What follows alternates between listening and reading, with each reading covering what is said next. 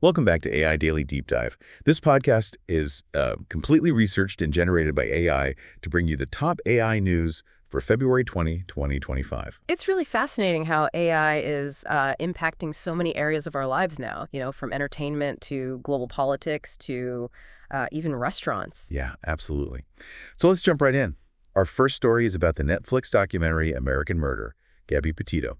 It's caused a lot of discussion because the filmmakers used AI to recreate Gabby Petito's voice. Yeah, definitely a new approach. They used AI to have Gabby read her texts and letters for the documentary. And, that sparks an ethical debate. Critics are saying it's disrespectful, while producers say they got permission from Petito's family and were going for authenticity. Yeah, it's a tough one. No easy answers. Using AI to speak for someone who's passed away raises issues about consent and, exploitation. But the filmmakers say they wanted to tell Gabby's story in her own words and make it more powerful and authentic for the viewers. It really makes you think about where we draw the line with this tech, especially with the precedent it sets. Exactly. This is the first time we've seen AI used like this in a documentary. It's possible because of the tech we have now and because there was so much footage of Gabby. It makes you wonder how this could be used in the future, not just documentaries, but maybe other media too. It reminds me of how AI has been used to bring back actors who have passed away in movies like Star Wars and Alien Romulus. It feels like Hollywood is really starting to use this tech, but it definitely has its own set of ethical questions. You're right. And it's not just about recreating people. The Brutalist was nominated for Best Picture and used AI to change the actors' accents to make them more authentic. It's interesting to see how AI is changing filmmaking, both the creative side and the ethical side. And speaking of changing things, our next story is about global AI and censorship. Have you heard about Perplexity AI uncensoring the DeepSeek R1 language model? Yeah, that's an interesting one. DeepSeek R1 was a Chinese language model, known for being good at reasoning, but it was censored on topics that the Chinese government considers sensitive. So if you asked about anything politically or socially sensitive, you'd hit a wall. Exactly. But Perplexity AI, an American company, decided to try and fix this. They made a version called R1 1776, which they trained on a huge data set of prompts and answers about those sensitive topics. So they taught the AI to discuss things that were off limits in the original model. Exactly. They used a technique called fine-tuning, where they took the model and trained it further on this new, uncensored data set. And what's really interesting is that R1 1776 kept its reasoning abilities, even with the added uncensored knowledge. It wasn't just repeating, it was understanding in a nuanced way. Wow, that's incredible. And it sounds like the AI community was pretty excited about this. There was a lot of positive feedback, especially because Perplexity AI open sourced the model, so anyone can look at the code, see how it works, even change it. That's a big change from the closed development we usually see in AI. Open sourcing promotes transparency and collaboration, which many see as crucial for responsible AI. Exactly. But there are also worries. Some people are concerned that this model could now be used in places where those uncensored topics are illegal or dangerous. It's a double-edged sword. It gives access to information, but it could be misused. And it shows the geopolitical issues with AI. An American company challenging Chinese censorship is a big deal. It raises questions about who decides what an AI can and can't talk about. This case definitely makes us think about AI censorship in general and how different countries control information. What do you think about this? Well, there's no easy answer. Different cultures and societies have different values when it comes to information. The challenge is finding a balance between free speech and protecting people from harm, and that's going to look different around the world. It's a conversation we need to have, especially as AI becomes a bigger part of our lives. But let's switch gears now and talk about the rise and fall of the AI startup Humane and their AI pin. This story really highlights the challenges of developing and launching cutting-edge AI products, especially for startups competing in this landscape. It was such a cool idea. They wanted to make a screenless, appless, wearable device that could talk to these large language models like ChatGPT and Gemini.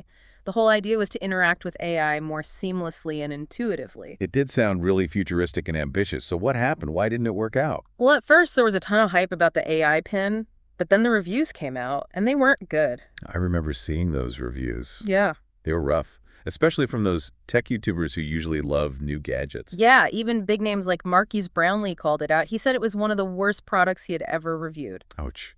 So what exactly was wrong with it? Well, a few things went wrong, I think. First, it didn't really work right. The AI was buggy. There were problems with it being slow and giving wrong information. So basically, the AI wasn't as smart as people expected. So the AI just wasn't that good. Right. And then there were hardware problems too. People complained about the screen resolution being bad and the battery life was terrible. It sounds like the device itself was just poorly made. So it was a letdown on both the AI and the hardware side. Exactly. It seems like they rush it to market without fixing all the problems, and in the tech world, that can kill a product. Especially with all the hype around AI. Hmm. People want these devices to be amazing, not just another gadget. For sure.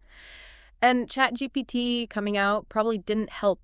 ChatGPT's success really pushed the whole AI industry to move faster and compete more. It must have been hard for a small startup like Humane to keep up with all that. Definitely. There's so much pressure to be first. But sometimes it's better to take your time and make sure things are done right. And we can't forget that AI research is expensive. Startups have limited money and time, and that leads to compromises that can hurt the product. It's a tough balancing act. You have to be innovative and fast, but also make a quality product. Yeah, and sadly, Humane went too far in one direction. They shut down after just 9 months, and HP bought them up. The Humane team is now working at an AI lab at HP, so their work will continue in some way. It's too bad to see a promising startup fail like that, but at least their expertise will be used somewhere. It's a warning for other AI startups, though. Yeah. Don't rush your product just to be first. It's a good lesson for everyone in the industry. But hey, let's move on to a more positive AI story. This one's about AI in restaurants. And I don't mean robot waiters or anything like that. AI in restaurants. That's interesting.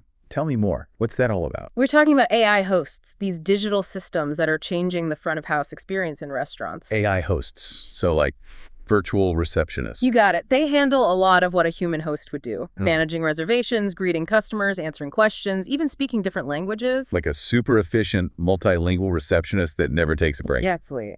And there are a bunch of companies working on this. Nuo.ai, Slang, RestoHost, MaitraD, AI, Revmo, PolyAI. They're all developing these AI host systems. That sounds like a big change for restaurants.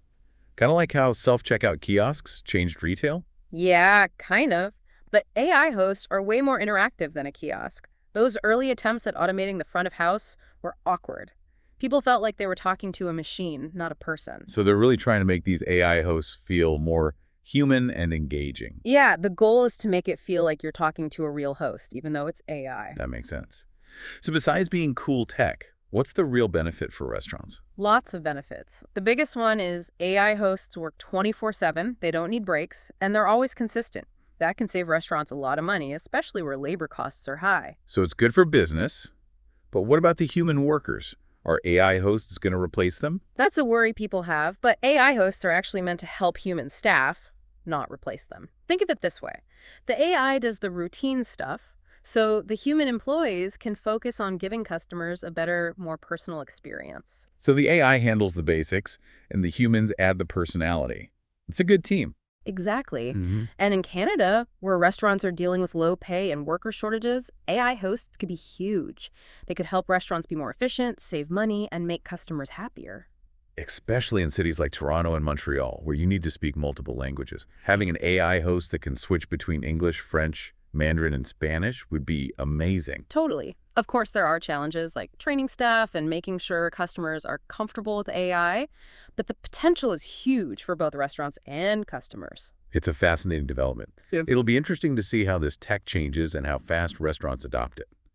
But for now, let's wrap up our deep dive with some final thoughts on everything we've talked about today. Yeah, we covered a lot today, from AI in documentaries to a company uncensoring a Chinese language model, and even AI showing up in restaurants. It is wild how many different ways people are using AI now. Yeah. Really feels like it's touching every part of our lives. For sure. What story stood out to you the most? You know, for me, it's that tension between all the amazing things AI can do and the big ethical and societal questions it brings up. It's like, Yeah. we have this incredible tool, but we're still figuring out how to use it responsibly. Yeah, it's exciting and kind of scary at the same time. Right, exactly. And that's why these conversations are so important. We need to stay informed and engaged as AI keeps developing. We can't just let technology change the world without us having a say. We need to be a part of shaping AI's future. I totally agree. And that's really what AI Daily Deep Dive is all about. It's about giving you the information you need to understand this rapidly changing world. So what's the big takeaway you want listeners to think about today? I hope they realize that AI isn't something that's going to happen in the future. It's Yeah. here right now, and it's already having a huge impact on us. It's up to all of us to make sure AI is used for good. Couldn't have said it better myself. Well, that's all the time we have for this deep dive. Thanks for listening. We'll be back tomorrow with another AI Daily Deep Dive exploring the latest in artificial intelligence.